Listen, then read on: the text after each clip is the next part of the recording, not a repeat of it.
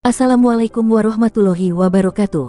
Ibtu Suryawijaya, seorang polisi arogan, memimpin penggerebekan di pondok pesantren Al-Mubarak, Ngawi. Tanpa rasa hormat, ia menendang seorang kiai sepuh yang dianggap menghalangi tugasnya. Namun, seketika itu juga, Surya jatuh tersungkur, kakinya mendadak lumpuh. Meski menjalani berbagai pemeriksaan medis, tak ada penjelasan ilmiah atas kelumpuhannya. Sementara itu, mimpi-mimpi aneh mulai menghantuinya, seolah memberinya pesan tersembunyi. Namun, egonya menghalanginya untuk mengakui kesalahan. Pastikan Anda menontonnya sampai selesai, karena cerita ini penuh makna dan mengguncang hati. Silahkan tuliskan solawat di kolom komentar, karena solawat kelak akan menolong kita di hari akhir dan mendapatkan syafaat Nabi Muhammad SAW. Amin. Suasana pondok pesantren Al-Mubarak malam itu begitu sunyi, hanya terdengar lantunan ayat suci dari para santri yang sedang mengaji. Tiba-tiba, suara derap sepatu but menggema, memecah ketenangan. Ibtu Suryawijaya melangkah masuk dengan dada membusung, diikuti beberapa anak buahnya. Sorot matanya tajam, penuh arogansi. Semua berkumpul di halaman. Jangan ada yang berani melawan, bentaknya. Para santri saling berpandangan, takut, namun tetap diam. Beberapa orang kiai dan pengurus pesantren keluar, mencoba memahami apa yang sedang terjadi. Di ambang pintu, seorang lelaki tua berdiri. Wajahnya teduh, matanya memancarkan kebijaksanaan yang menenangkan. Dialah Kiai Sepuh, sosok yang dihormati di seluruh penjuru Ngawi. Anak muda, ada urusan apa kau datang ke tempat ini dengan penuh kemarahan? Tanyanya dengan suara lembut, namun berwibawa. Ibtu Surya tak menyukai nada bicara itu. Ia merasa direndahkan. Jangan menghalangi tugas kami, Kiai. Jangan berpikir pesantren ini kebal hukum. Suaranya meninggi. Namun, Kiai Sepuh tetap berdiri tenang, menatapnya dengan mata penuh iba. Merasa diabaikan, darah Surya mendidih. Tanpa pikir panjang, ia mengangkat kakinya tinggi, menendang sang Kiai tepat di dadanya. Tapi saat kakinya menyentuh tubuh renta itu, sesuatu yang tak terduga terjadi. Seketika tubuhnya kehilangan keseimbangan, dan ia jatuh tersungkur ke tanah. "Pak, kenapa, Pak?" teriak salah satu anak buahnya seraya mencoba menolong. Surya menggeram, mencoba berdiri, namun kedua kakinya tak bisa digerakkan. Wajahnya memucat. Aku tidak bisa berdiri, kakiku mati rasa." Suaranya bergetar, kini penuh kepanikan. Para santri yang tadi ketakutan kini menatap dengan campuran keterkejutan dan keheranan. Kiai Sepuh masih berdiri di tempatnya, tak bergeming sedikit pun. Ia menatap Surya dengan tatapan yang tak bisa diartikan, bukan marah, bukan dendam, tetapi penuh kasih sayang. Dengan suara lembut, ia berkata, "Nak, kekuasaan bukan untuk disalahgunakan. Kesombongan hanya akan menjatuhkanmu, bahkan sebelum kau sadar." Suasana menjadi hening. Para polisi saling pandang, tak tahu harus berbuat apa. Sementara itu, Surya hanya bisa tergugu, keringat dingin mengalir di dahinya. Ia, yang selama ini berkuasa atas banyak orang, kini tak bisa menggerakkan tubuhnya sendiri. Malam itu, nasibnya berubah selamanya. Tubuh Ibtu Surya tergeletak di tanah berdebu, kedua tangannya mencengkeram rumput liar yang tumbuh di halaman pesantren. Nafasnya memburu, dadanya naik turun dengan panik. "Bangunkan aku, ini pasti mimpi," teriaknya, tapi tak ada yang menjawab. Beberapa anak buahnya mencoba mengangkatnya, namun kaki Surya tetap lemas seperti tak memiliki tulang.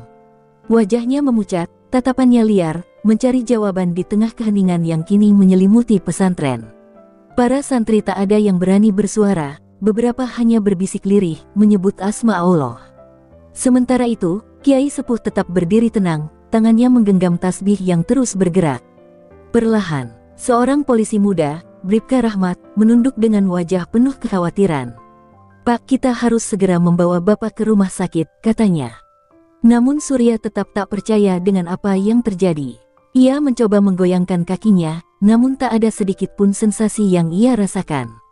"Tidak, ini cuma kejang otot, aku baik-baik saja." Suaranya bergetar, lebih terdengar seperti meyakinkan dirinya sendiri. Wajahnya kini dipenuhi peluh, entah karena panasnya udara malam atau ketakutan yang mulai menyelimutinya. Ia menatap Kiai Sepuh dengan mata penuh amarah. "Apa yang kau lakukan padaku, orang tua?" bentaknya, namun suara itu justru terdengar semakin lemah. Kiai Sepuh menarik napas dalam, lalu perlahan melangkah mendekat. Wibawanya tak berkurang sedikit pun, bahkan di hadapan seorang perwira polisi yang kini tak berdaya. "Aku tak melakukan apa-apa, Nak," katanya lembut. "Hanya Tuhan yang bisa memberi dan mengambil kuasa atas tubuhmu." Kata-kata itu seperti tamparan bagi Surya. Selama ini, ia merasa berkuasa atas banyak orang, tetapi kini ia tak lagi bisa mengendalikan tubuhnya sendiri. Sesuatu yang selama ini ia anggap remeh, kemampuannya untuk berdiri, berjalan, dan memerintah telah hilang dalam sekejap mata. Suasana semakin mencekam. Polisi-polisi lain yang sejak tadi berdiri dalam kebingungan akhirnya bertindak. Dengan sigap, mereka mengangkat tubuh komandannya dan membawanya ke dalam mobil patroli. Sirene meraung di keheningan malam, membelah gelapnya jalanan menuju rumah sakit. Sementara itu, dari kejauhan, Kiai Sepuh masih berdiri di halaman, menatap mobil yang melaju dengan tatapan penuh makna. Para santri tak ada yang berani bertanya, namun mereka tahu, malam ini adalah malam yang akan dikenang oleh semua orang, malam ketika kesombongan seorang manusia runtuh dalam hitungan detik. Di dalam ruang gawat darurat, suara monitor detak jantung berbunyi pelan, sesekali diselingi suara langkah kaki perawat yang berlalu lalang. Ibtu Surya terbaring di ranjang dengan wajah tegang, tangannya mencengkeram spray putih dengan kuat. Kakinya tetap tak bisa digerakkan. Seorang dokter spesialis saraf, Dr. Herman, berdiri di sampingnya, membaca hasil pemeriksaan dengan dahi berkerut. "Aneh sekali," gumamnya, sebelum menatap Surya dengan ekspresi bingung. "Hasil MRI dan CT scan Anda menunjukkan tidak ada cedera, tidak ada gangguan saraf, tidak ada pendarahan.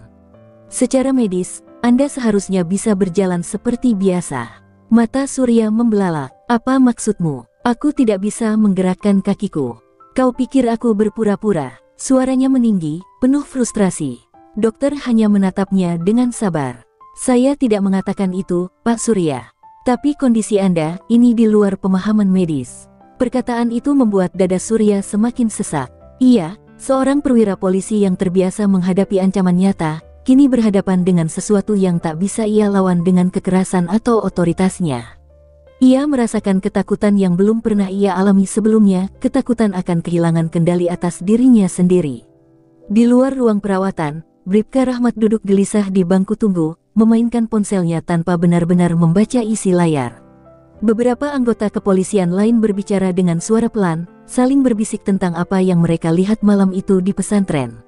"Ini seperti hukuman dari Tuhan," bisik salah seorang dari mereka. "Kau lihat sendiri, kan?" Begitu dia menendang kiai itu, dia langsung tumbang. Yang lain mengangguk setuju, meskipun tak ada yang berani mengatakannya secara langsung pada Surya. Mereka semua tahu betapa keras kepala dan angkuhnya komandannya itu. Sementara itu, di dalam ruangan, Surya menatap langit-langit putih dengan mata kosong. Tangannya mengepal, dadanya naik turun dengan napas berat. "Tidak, ini pasti bisa disembuhkan," bisiknya pada dirinya sendiri. Namun jauh di lubuk hatinya, ada sesuatu yang mulai mengusik pikirannya, sebuah ketakutan bahwa ini bukan hanya sekadar penyakit biasa. Bahwa apa yang terjadi padanya adalah sesuatu yang lebih besar dari sekadar logika medis. Bahwa mungkin ini adalah akibat dari perbuatannya sendiri. Tapi egonya masih terlalu besar untuk mengakuinya. Malam itu, Ibtu Surya terlelap dalam tidurnya yang gelisah. Kamar rumah sakit terasa sunyi, hanya suara mesin pemantau yang berdetak pelan. Namun, di dalam alam bawah sadarnya, ia justru terlempar ke dalam sebuah mimpi yang begitu nyata. Ia berdiri di tengah lapangan luas yang diselimuti kabut tebal. Langkah kakinya terasa ringan, sesuatu yang seharusnya mustahil karena ia lumpuh. Tapi sebelum ia sempat memahami apa yang terjadi, kabut perlahan menyingkap, memperlihatkan sosok seorang lelaki tua bersorban putih. Wajahnya teduh, matanya dalam, penuh kebijaksanaan yang sulit diungkapkan dengan kata-kata. "Kau mencari jawaban, Nak." Suara itu lembut, tapi menggema di seluruh penjuru. Surya mencoba berbicara, tapi tenggorokannya tercekat. Ia hanya bisa menatap pria itu dengan perasaan aneh, takut, tapi juga terhipnotis oleh kehadirannya. Lelaki itu melangkah mendekat, sorot matanya seperti menembus relung terdalam hati Surya. "Kau telah melukai orang yang tak bersalah, dan kini kau mencari alasan di tempat yang salah," lanjutnya. Surya mengernyit, merasa tertuduh. "Aku hanya menjalankan tugas. Aku tidak bersalah," teriaknya. Tapi suara itu tak bergaung, seolah diserap oleh kehampaan. Lelaki itu mengangkat tangannya perlahan, dan tiba-tiba tanah di bawah kaki Surya merekah, menganga seperti jurang tanpa dasar. Tubuhnya terasa ditarik ke dalam kegelapan, seperti jatuh ke lubang yang tak berujung. Ia menjerit, tangannya meraih udara kosong, mencari pegangan, tapi tak ada yang bisa menolongnya. Tepat sebelum tubuhnya tenggelam dalam kegelapan, suara lembut lelaki tua itu kembali terdengar, lebih pelan, tapi menusuk hati. Pergilah ke tempat di mana kesalahanmu bermula, hanya di sanalah kau akan menemukan jawaban. Surya terbangun dengan napas tersengal, keringat dingin membasahi dahinya. Jantungnya berdegup kencang, seakan baru saja benar-benar jatuh dari tempat tinggi. Ia memandangi tangannya yang gemetar, lalu melirik ke arah kakinya yang tetap tak bisa digerakkan. Mimpi itu terasa terlalu nyata untuk diabaikan. Ia menelan ludah, hatinya berdebar kencang. Untuk pertama kalinya dalam hidupnya, Ibtu Surya merasa takut bukan kepada manusia, bukan kepada hukum, tapi kepada sesuatu yang tak bisa ia lihat dan tak bisa ia lawan dengan kekerasan. Sesuatu yang terasa lebih besar dari dirinya sendiri. Pagi di rumah sakit terasa lebih sunyi dari biasanya. Ibtu Surya duduk di ranjangnya dengan tatapan kosong, memikirkan mimpi aneh yang terus menghantuinya semalaman. Keringat dingin masih menempel di pelipisnya. Ia mencoba menggerakkan kakinya sekali lagi, tapi tetap tak ada perubahan. Hatinya mulai gelisah, pikirannya berkecamuk. Mungkinkah semua ini ada hubungannya dengan perbuatannya di pesantren? Tidak, itu tidak masuk akal. Ia menepis pikirannya sendiri, menolak percaya bahwa ada kekuatan yang lebih besar dari dirinya yang kini sedang menghukumnya. Namun, di balik egonya yang masih berusaha menyangkal, ada ketakutan yang tak bisa ia kendalikan. Bribka Rahmat masuk ke ruangan dengan wajah penuh keraguan. "Pak, saya ingin mengatakan sesuatu," ucapnya pelan, seolah ragu untuk melanjutkan. Surya mendengus. "Bicara saja, jangan bertele-tele," bentaknya, meski suaranya tak lagi setegas biasanya. Rahmat menelan ludah, lalu akhirnya berkata, Mungkin kita harus kembali ke pondok pesantren Al-Mubarak, Pak. Kiai Sepuh mungkin bisa membantu." Wajah Surya langsung memerah, bukan karena amarah, melainkan karena gengsinya yang mulai terluka. "Omong kosong apa itu? Aku seorang perwira polisi, bukan anak kecil yang percaya tahayul." Ia membanting gelas di meja sampingnya hingga isinya tumpah, membuat Rahmat mundur beberapa langkah. Namun, di balik kemarahannya, Surya merasakan sesuatu yang berbeda kali ini. Amarah itu terasa lebih seperti pertahanan diri, bukan keyakinan. Rahmat menunduk, lalu melanjutkan, "Pak, sudah berapa dokter yang kita datangi? Semuanya bilang Bapak baik-baik saja, tapi nyatanya, Bapak masih tidak bisa berjalan. Jika ini bukan masalah medis, lalu apa lagi?" Kata-kata itu menusuk Surya lebih dalam dari yang ia kira. Ia ingin membantah, ingin berteriak bahwa ini semua hanyalah kebetulan, tapi hatinya berkata lain. Untuk pertama kalinya dalam hidupnya, ia merasa benar-benar tak berdaya, dan tak ada satupun kekuatannya yang bisa membantunya keluar dari keadaan ini. Keheningan panjang menyelimuti ruangan. Surya memejamkan matanya, berusaha menenangkan pikirannya yang berkecamuk. Dalam hatinya, ia masih menolak mengakui bahwa ia telah melakukan kesalahan.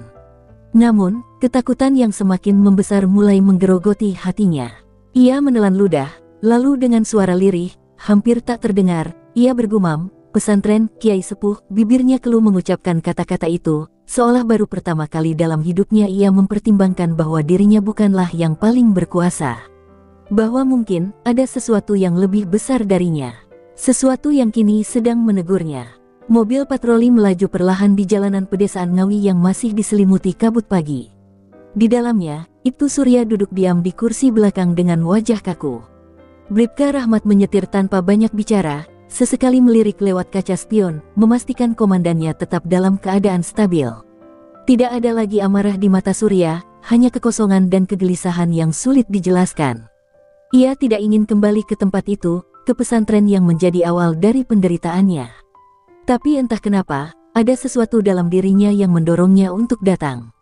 Mimpi-mimpi aneh yang terus menghantuinya membuat hatinya resah, seolah ada sesuatu yang menunggunya di sana.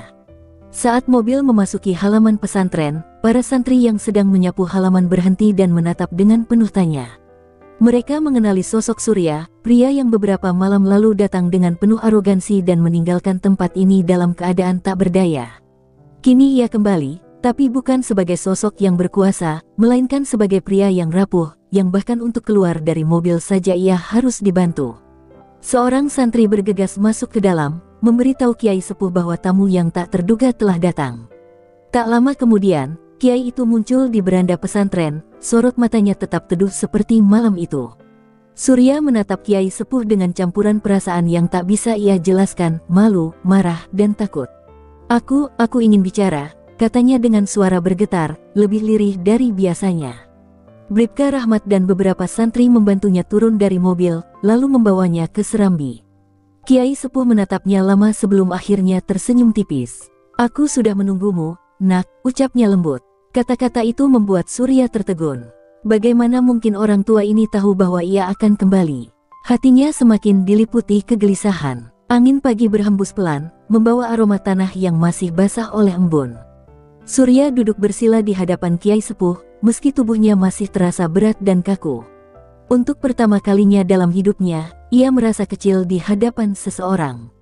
Aku ingin tahu apa yang terjadi padaku, tanyanya, suaranya tak lagi mengandung kesombongan seperti dulu. Kiai Sepuh menghela napas, lalu menatapnya dengan penuh kebijaksanaan. Nak, kau telah menyakiti sesuatu yang lebih dari sekadar manusia. Kau menendang bukan hanya tubuh ini, tapi juga adab dan kehormatan. Dan setiap tindakan, sekecil apapun, selalu ada balasannya. Kata-kata itu menancap dalam di hati Surya, membuatnya tersadar bahwa malam itu bukan hanya soal kesalahannya sebagai polisi, tetapi juga sebagai manusia. Ibtu Surya menelan ludah, merasakan dadanya semakin sesak. Kata-kata Kiai Sepuh menggema di pikirannya, seakan membongkar benteng kesombongan yang selama ini ia bangun. Untuk pertama kalinya dalam hidupnya, ia tak mampu membalas, tak mampu membela diri dengan alasan-alasan logis yang biasa ia gunakan. Ada sesuatu yang lebih besar dari sekadar hukum manusia yang kini menjeratnya, sesuatu yang tak terlihat, tapi begitu nyata. Tangannya gemetar di atas pahanya, matanya menatap kosong ke lantai kayu serambi pesantren. Aku hanya menjalankan tugas, ucapnya lirih, suaranya nyaris tak terdengar. Kiai Sepuh mengangguk pelan, tidak menunjukkan amarah ataupun penghinaan. Tugas adalah amanah, nak, ujarnya lembut. Tapi saat amanah dijalankan dengan amarah dan kesombongan, ia tak lagi menjadi tugas, melainkan kezaliman. Kalimat itu seperti cambuk yang menamparkan hati Surya. Dadanya naik turun dengan napas yang berat. Ia ingin membantah, tapi hatinya tahu bahwa yang dikatakan Kiai Sepuh adalah kebenaran yang tak bisa ia sangkal. Matanya mulai berkaca-kaca, sesuatu yang selama ini tak pernah ia izinkan terjadi di hadapan siapapun. Keangkuhannya sebagai seorang perwira polisi perlahan runtuh, berganti dengan sesuatu yang selama ini ia hindari, penyesalan. Ia menunduk, menggigit bibirnya untuk menahan gemetar. Aku salah, suaranya pecah, seperti ada batu besar yang akhirnya berhasil ia keluarkan dari dadanya. Aku marah, aku merasa lebih berkuasa, aku tidak peduli pada siapapun, dan malam itu. Suara Surya bergetar, napasnya terisak tertahan. Aku tidak berpikir, aku hanya ingin menunjukkan bahwa aku yang berkuasa. Tanpa ia sadari, air mata mulai mengalir di pipinya. Ia, seorang perwira polisi yang selama ini tak pernah menunjukkan kelemahan, kini menangis di hadapan seorang kiai. Ia merasa begitu kecil, begitu hina, seolah beban bertahun-tahun kesombongan yang ia pikul kini menghancurkannya dari dalam. Kiai Sepuh tersenyum tipis, lalu mengulurkan tangannya, menyentuh punggung tangan Surya dengan lembut. Menyesali kesalahan adalah langkah pertama menuju pengampunan, nak, katanya pelan. Tapi perjalananmu belum selesai. Kau harus benar-benar berserah, memohon ampun bukan hanya pada manusia, tapi juga padanya. Surya menatap wajah Kiai Sepuh yang penuh ketenangan, dan untuk pertama kalinya, ia merasakan kehangatan yang berbeda, bukan dari kuasa, bukan dari kekuatan, tapi dari keikhlasan yang selama ini jauh dari hatinya. Dadanya bergetar, dan di dalamnya, perlahan-lahan, kesadaran mulai tumbuh bahwa kesembuhan bukan hanya soal fisik, tapi juga soal jiwa yang harus dibersihkan. Matahari mulai condong ke barat, cahayanya menyelinap di antara dedaunan, menciptakan bayangan panjang di serambi pesantren. Ibtu Surya masih duduk bersila di hadapan Kiai Sepuh, wajahnya basah oleh air mata yang terus mengalir. Hatinya berkecamuk, dihantam oleh rasa bersalah yang begitu kuat. Selama ini, ia selalu merasa menjadi orang yang paling berkuasa, tapi kini ia sadar, ada kuasa yang jauh lebih besar darinya. Suasana hening begitu menekan, hanya terdengar suara angin yang menggesek dedaunan. Santri-santri yang mengelilingi mereka menundukkan kepala, seolah memahami bahwa inilah saatnya bagi Surya untuk berserah sepenuhnya. Kiai sepuh menarik napas dalam, lalu menatap Surya dengan sorot mata penuh kasih sayang. "Nak, kesalahan bukanlah akhir dari segalanya. Jika kau benar-benar ingin berubah, maka bertobatlah dengan sungguh-sungguh," katanya lembut. Ia lalu bangkit perlahan, dibantu oleh salah satu santri, dan mulai mengangkat tangan. "Mari kita berdoa, meminta ampun kepadanya, agar hati yang keras menjadi lunak, agar kesombongan berganti dengan kerendahan hati, dan agar luka yang ada bisa disembuhkan." Santri-santri yang hadir serempak mengangkat tangan mereka, sementara Surya masih terpaku, hatinya bergetar hebat. Dengan tangan yang gemetar, ia akhirnya ikut mengangkat kedua tangannya. Doa Kiai sepuh mengalun syahdu, setiap kata yang diucapkannya seperti menusuk ke dalam hati Surya. Ia menutup matanya, meresapi setiap lafaz yang dipanjatkan. Seumur hidupnya, ia tak pernah merasa sejatuh ini, tapi juga tak pernah merasa seikhlas ini. Dadanya bergetar, dan tanpa ia sadari, air matanya semakin deras mengalir. Dalam hati, ia mulai berbisik, memohon ampun atas segala kesalahannya. "Ya Allah, jika ini adalah hukuman-Mu, aku menerimanya. Jika ini adalah teguran-Mu, aku berserah," bisiknya dalam hati. Saat doa usai, Kiai sepuh menatapnya dengan lembut. "Bangkitlah, nak," ujarnya singkat. Surya menelan ludah, merasa jantungnya berdetak begitu cepat. Ia menatap kakinya yang sudah lama tak bisa digerakkan. Ada ketakutan dalam dirinya, ketakutan bahwa mungkin semuanya sudah terlambat. Tapi dengan napas tertahan, ia mencoba, dan perlahan, ia merasakan sesuatu yang berbeda. Ada getaran di kakinya, ada kekuatan yang selama ini hilang. Para santri yang menyaksikan ikut menahan napas. Dan saat ia benar-benar berusaha untuk berdiri, tubuhnya bergetar hebat. Ia hampir tak percaya dengan apa yang terjadi. "Ya Allah," bibirnya bergetar. Keajaiban yang dinantikannya kini mulai menunjukkan sinarnya. Ibtu Surya merasakan getaran halus di kakinya, sesuatu yang selama ini tak pernah ia bayangkan bisa kembali ia rasakan. Hatinya berdebar kencang, dadanya naik turun, menahan emosi yang meluap-luap. Para santri menahan napas, sementara Bribka Rahmat tanpa sadar menggenggam tangannya sendiri, berharap keajaiban benar-benar terjadi. Dengan sisa keberanian yang ia miliki, Surya mencoba mengangkat tubuhnya perlahan. Kakinya masih lemah, tapi ada kekuatan yang kembali mengalir. Lututnya sempat bergetar, hampir saja ia jatuh, tapi sebelum itu terjadi, sebuah tangan keriput menyangganya tangan Kiai sepuh. "Pelan-pelan, nak," ucapnya lembut. Air mata Surya jatuh tanpa bisa ia bendung. Ia tidak peduli lagi pada harga dirinya sebagai perwira, tidak peduli pada ego yang selama ini ia pertahankan. Semua itu runtuh di hadapan kenyataan bahwa ia kini mendapatkan kesempatan kedua. Dengan usaha yang lebih kuat, akhirnya ia berhasil berdiri tegak. Tubuhnya masih limbung, tapi ia berdiri, sesuatu yang tak pernah lagi bisa ia lakukan sejak malam itu. Bisik-bisik takjub terdengar di antara para santri. Beberapa dari mereka bahkan tak kuasa menahan haru, menyaksikan seorang pria yang dulu begitu sombong kini menangis seperti anak kecil, tak percaya pada keajaiban yang ia alami. Bribka Rahmat melangkah mendekat, menatap komandannya dengan mata yang juga berkaca-kaca. "Pak, Bapak bisa berdiri," suaranya nyaris bergetar. Surya menoleh padanya, matanya merah oleh tangis yang ia tahan sejak tadi. "Aku bisa berdiri," gumamnya, seperti ingin memastikan dirinya sendiri bahwa ini bukan mimpi. Ia mencoba melangkah, meski kakinya masih terasa kaku. Satu langkah, dua langkah, dan meskipun ia hampir terjatuh, tangan Kiai sepuh tetap sigap menahannya. "Jangan terburu-buru, nak. Ini bukan sekadar tentang berdiri, tapi tentang bagaimana kau akan melangkah setelah ini," ujar Kiai sepuh penuh makna. Surya terdiam, meresapi kata-kata itu dalam hatinya. Ia menatap ke langit, merasakan angin sore yang seolah lebih sejuk dari biasanya.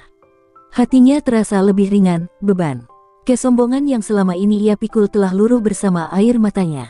Untuk pertama kalinya dalam hidupnya, ia merasa benar-benar rendah hati. "Terima kasih, Kiai," ucapnya tulus, lalu menundukkan kepala, sesuatu yang tak pernah ia lakukan sebelumnya. Kiai sepuh hanya tersenyum, seolah memahami bahwa ini bukan akhir dari perjalanan Surya, melainkan awal dari lembaran baru yang akan menentukan kemana langkahnya setelah ini. Ibtu Surya menatap kaki-kakinya yang kini telah mampu menopang tubuhnya kembali. Hatinya masih bergetar hebat, antara haru, syukur, dan kebingungan.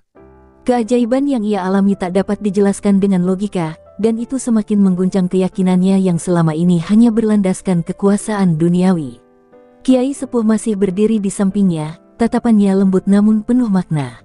Setiap manusia diberi kesempatan untuk berubah, nak, ujar Kiai Sepuh pelan, seolah membaca isi hatinya.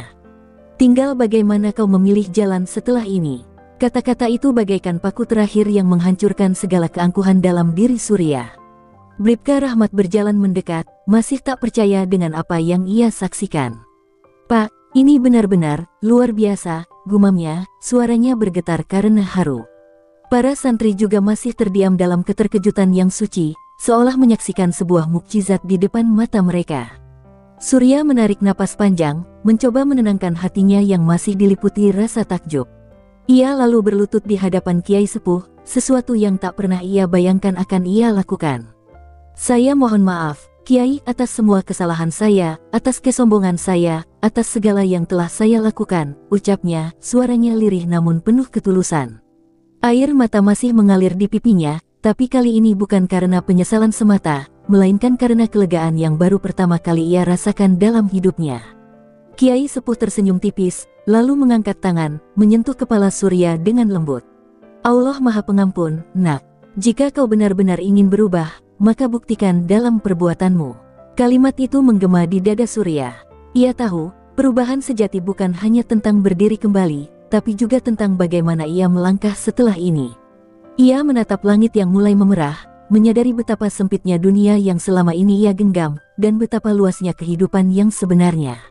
Tanpa pikir panjang, ia melepas pangkat yang masih melekat di seragamnya, menaruhnya di lantai kayu serambi pesantren. Saya tidak ingin kembali menjadi seperti dulu, katanya mantap. Mulai hari ini, saya ingin menjadi manusia yang lebih baik. Sore itu, angin berhembus lebih lembut, seolah menyambut keputusan besar yang baru saja diambil oleh seorang pria yang dulunya keras dan arogan. Para santri menatapnya dengan penuh rasa hormat yang tulus, bukan karena pangkatnya, melainkan karena keberaniannya untuk mengakui kesalahan dan berubah. Bribka Rahmat tersenyum bangga, sementara Kiai Sepuh hanya mengangguk pelan, seolah telah mengetahui bahwa ini adalah takdir yang harus terjadi. Dan dengan langkah pertama yang masih sedikit goyah, Ibtu Surya meninggalkan serambi pesantren Al-Mubarak, bukan sebagai seorang polisi arogan, tetapi sebagai seorang manusia yang baru, siap menapaki jalan hidup yang lebih bermakna. Terima kasih sudah menonton, see you.